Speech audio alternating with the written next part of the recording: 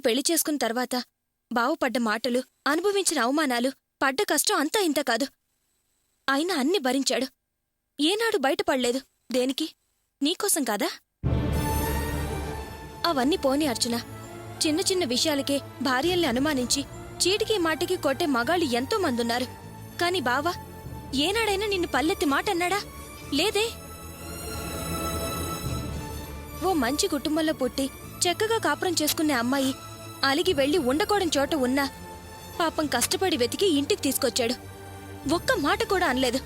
పైగా నీకు సపోర్ట్ చేసి మాట్లాడాడు. అందరూ నిన్ను తప్పు పట్టినా ఆయన మాత్రం తప్పు పట్టలేదు. అందుకే అర్చన పూజించదగ్గ మనిషి అన్నాను. అంతెందుకు, నన్ను ఎంత ప్రమాదం నుంచి కాపాడారు. నా బ్రతుకు అవమానాలు పాలు కాకుండా రక్షించారు. అలాంటి మనిషిని నువ్వు అవమానించావు. ఇది నీకు న్యాయం అర్చన?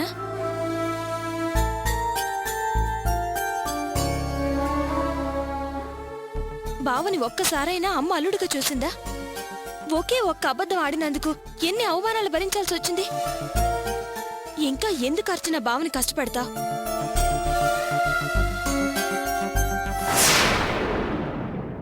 నేను మనసు విప్పి ఓ మాట చెప్తున్నాను విను. గోపి బావలాంటి మనిషి ఉంటే వెనక ముందు ఏమీ ఆలోచించకుండా నేను పెళ్లి చేసుకోవడానికి రెడీ.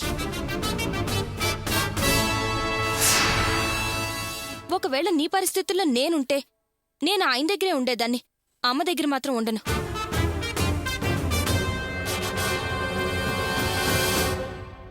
తన సుఖాన్ని ఆలోచించే మగాళ్ళని చూశాను కాని ఇలా పక్కన భార్య ఉన్నా పరాయి వాళ్లా బ్రతికిన వాడిని బావనొక్కడే చూశాను. సరే, జరిగిందంతా వదిలే. అర్చన, నువ్వు గోపి బావ సంతోషంగా ఉండాలని కోరుకుంటున్నాను. తర్వాత నీ ఇష్టం.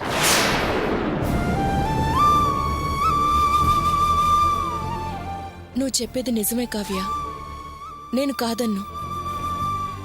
కాని ఆయన అందరి ముందు అత్తయ్య అన్న మర్యాద కూడా లేకుండా చేయి చేసుకున్నారు. అందుకే ఆయన మీద గౌరవం పోయింది. అదే మరి, ఆ సంఘటన జరగడానికి గల సందర్భం ఆలోచించు.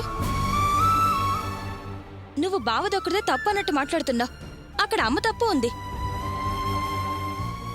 అంతకుముందు ఎన్నోసార్లు అవమానాల్ని మౌనంగా భరించాడు. కాని ఈసారి వాళ్ళ అమ్మ గౌరవం కాపాడడానికి అలా చేశాడు. బావ అమ్మను కొట్టాడని అన్నయ్య బావను కొట్టాడు. అదా ఆలోచించు. జరిగిన గొడవ వల్ల నువ్విక్కడే ఉండి నీ లైఫ్ స్పాయిల్ చేసుకోకు. అర్చన, నేను నీకన్నా వయసు చిన్నదాన్ని. నీకు సలహా ఇస్తున్నాను అనుకోకు. నీకు నువ్వుగా ఆలోచించి ఓ నిర్ణయానికి రా, సరేనా? ఇదిగో.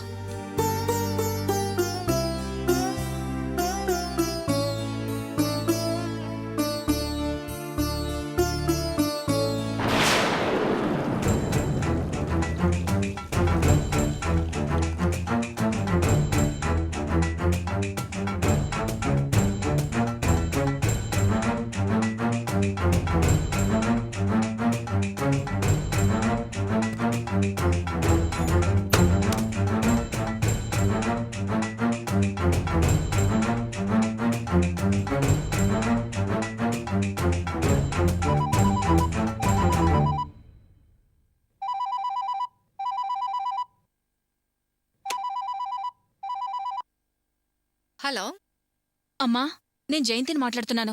మనం అనుకున్నదొకటి, ఇక్కడ జరుగుతోందొకటమ్మా. ఏంటి నువ్వనేది? కాస్త అర్థమయ్యేటట్టు చెప్పు. మా ఈ రెండు కుటుంబాలకి సంధి జరపడానికి ఎవరూ రారు, ఎవరూ పూనుకోరు. ఆ పనికి అనుకున్నాం కదా. మా ఇంట్లోనే ఒక మనిషి ఆ పని చేస్తోంది. ఎవరో కాదమ్మా, ఆ కావ్య. ఏంటి? అవునమ్మా, ఈ కావ్యేమో ఆ అర్చనకి నీతులు నూరు పోస్తోంది. మాటకి ముందు మాటకి వెనకాల గోపీబావ చాలా మంచోడు, గోపీబావ అది ఇది అని తెగ పొగిడేస్తోందమ్మా. ఆ మాటలకి అర్చనేమో చెవులు వెల్లబెట్టి మరీ వింటోంది. ఇవన్నీ చూస్తుంటే అమ్మా, ఆ అర్చన కాపురానికి వెళ్లిపోయి పిల్లా పాపల్ని కానీ వస్తుందమ్మా గ్యారంటీగా. సరే సరే, మంది రోళ్ళు మధ్యలాగుంది. నేను భాగ్యాన్ని కలిశాను. అది నా మీద చాలా కోపంగా ఉంది. అదో ఇదో చెప్పి దాన్ని సరిచేసేసరికి నా తల ప్రాణం తోక్కొచ్చింది.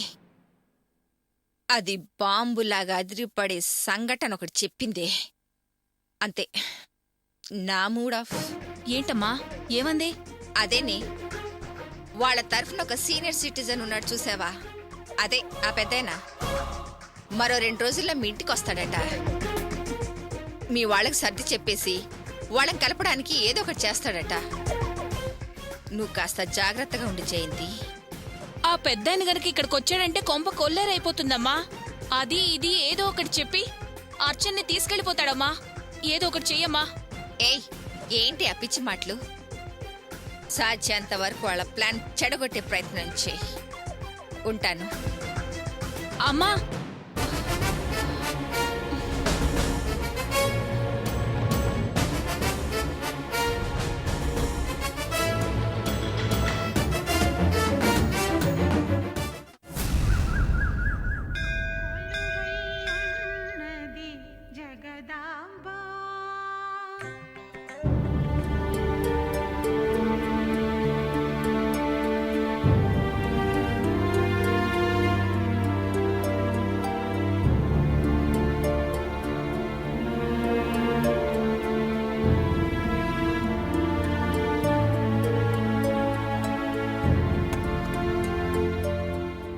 అమ్మా, నాకు ప్రామిస్ చేస్తావా?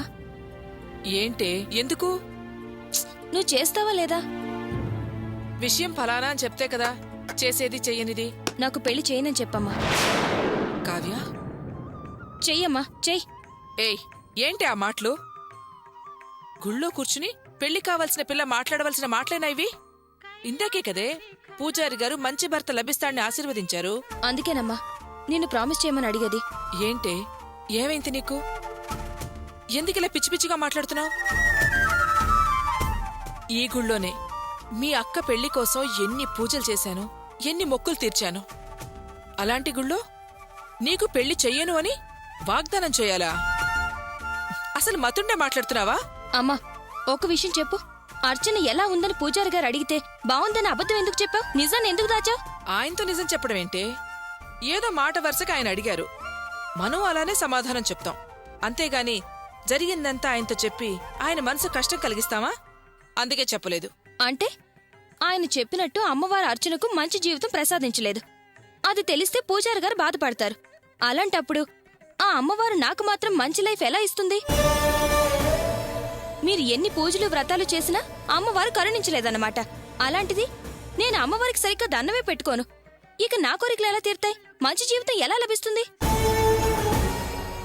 అమ్మా, అర్చన పెళ్లినాటి నుండి జరిగిన సంఘటనలు చూసి చూసి జీవితం మీద విరక్తి కలిగింది. పెళ్లి చేసుకుని అర్చనలా ఉండే కన్నా మీ అమ్మాయిగా జీవితాంతం మీ దగ్గరే ఉండిపోవడం బెటర్.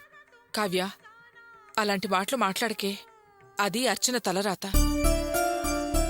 పైగా దానిమీద ఆ భగవంతుడు కూడా కనికరం చూపించలేదు. మంచి జీవితం రాయలేదు. అలాగే నీకు జరుగుతుందని ఎందుకు అనుకుంటున్నావు? చిన్నదానివి, అలాంటి మాటలు మాట్లాడకమ్మా. మాట్లాడతాను, నేను ఇలాగే మాట్లాడతాను. నాది నీ రక్తమే, నీ కోపమే. అమ్మా, దాని జీవితం అలా కావడానికి కారణం దాని తలరాత కాదు, దేవుడు చేసిందే కాదు, నువ్వు రాసిందే, నువ్వు చేసిందే. నువ్వే కారణం. అందుకే నా కోపం నీ మీదే. ఏంటి నువ్వనేది? నేను కారణమా? అవును, నువ్వే కారణం. నీ మూర్ఖత్వం, నీ పంతం, పట్టుదల. నోరు మోయవే. 24 గంటలు దాని జీవితం బాగుండాలని మనసులో ఆ దేవుణ్ణి ప్రార్థిస్తున్నదాన్ని నన్ను తప్పు పడుతున్నావా? నేను కారణం అంటున్నావా? అవునమ్మా, నేననేది నిజం. పెళ్ళై సంవత్సరం కాలేదు, అది ఎన్నిసార్లు అత్తవారింటి నుండి కాపురం చేయకుండా పుట్టింటికొచ్చింది? చివరికి మొన్న పంచాయతీ జరిగినప్పుడు కూడా దాన్నేమన్నా అడిగారా? చేయి పడుకుని బరబరా ఈడ్చుకుని రావడం, అది మన ఇంట్లో కూర్చుంది. ఏంటే పెద్ద ఆరిందిలా మాట్లాడుతున్నావు? కన్న తల్లిని చెంప మీద కొట్టాడు. ఇక లాంటి వాడితో కాపురం వద్దని తీసుకొచ్చాను.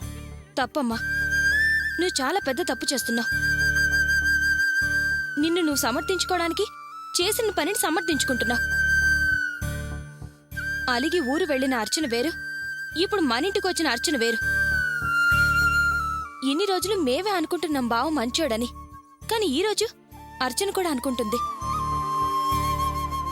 బావ మంచితనం అర్చన సాగర్లు అర్థం చేసుకుందమ్మా. ఇప్పుడిప్పుడే అర్థం చేసుకుని బావతో అర్ధాంగిగా కాపురం చేయాల్సిన సమయంలో ఈ పంచాయితీ వాళ్ళని విడతీసింది. నిన్ను కొట్టాడన్న కోపంతో దాన్ని లాక్కొచ్చేశావు. అర్చన ఆ క్షణంలో నీకోసం నీ మాట మీరకూడదని వచ్చిందే తప్ప బావ మీద కోపంతో రాలేదమ్మా.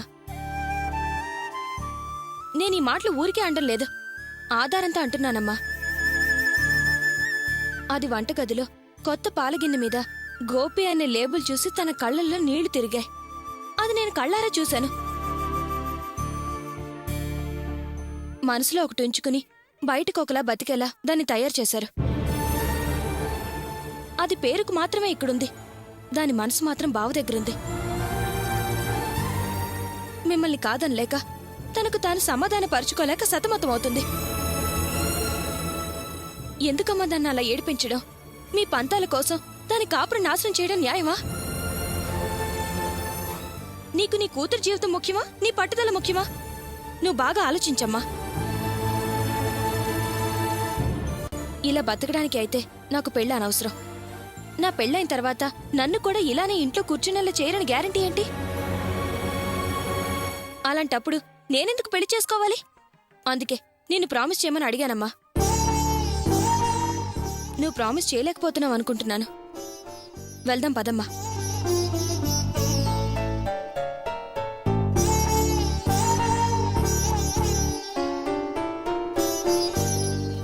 రామ్మా వెళ్దాం.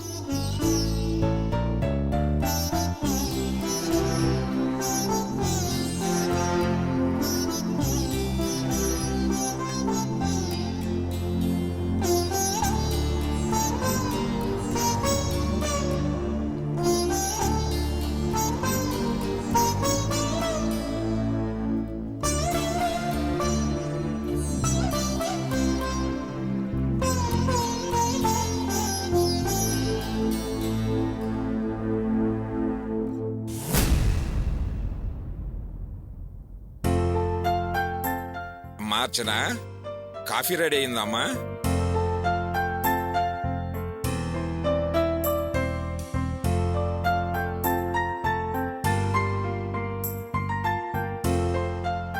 తీసుకోండి నాన్న.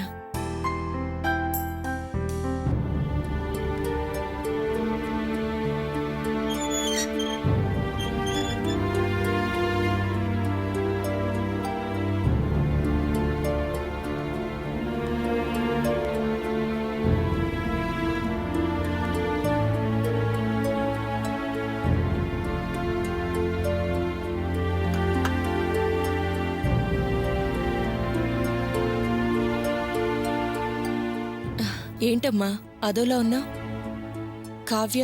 కావ్యది? అది అట్నుంచటే ఆఫీస్కి వెళ్ళిపోయింది. ఆహా. అమ్మా ఎందుకు అలా ఉన్నావు? గుళ్ళో కథా కాలక్షేపం జరుగుతుంటే విన్నాను. ఆ కథ కాస్త నా మనసుని బాధ పెట్టింది. ఆహ్, మనసు బాధపడేంతగా కథా కాలక్షేపం విన్నావంటే గ్రేటే. ఒక విధంగా ఆశ్చర్యపడాల్సిన విషయం కూడా. ఇంతకీ కథేంటో? దక్షయజ్ఞం. ఆహ్, పార్వతి కోసం శివుడు, శివుడి కోసం పార్వతి. మంచి కథే.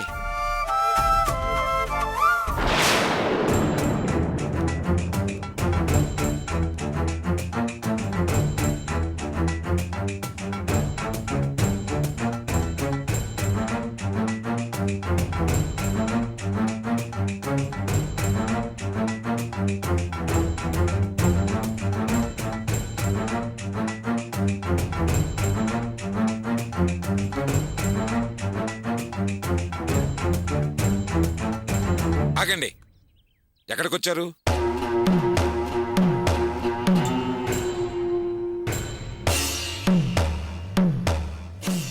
గడపదాకా వచ్చిన వాడిని లోపలికి రమ్మనండి బావగారు. మిమ్మల్ని ఎవరు పిలిచారని వచ్చారు? రమ్మనటానికి? బావగారు,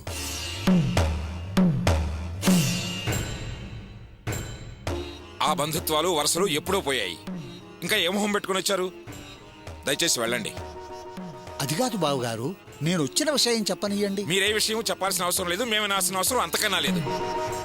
మీరు ఊహించిన గౌరవ మర్యాదలు ఇక్కడ మీకు దొరకవు. వెళ్ళండి.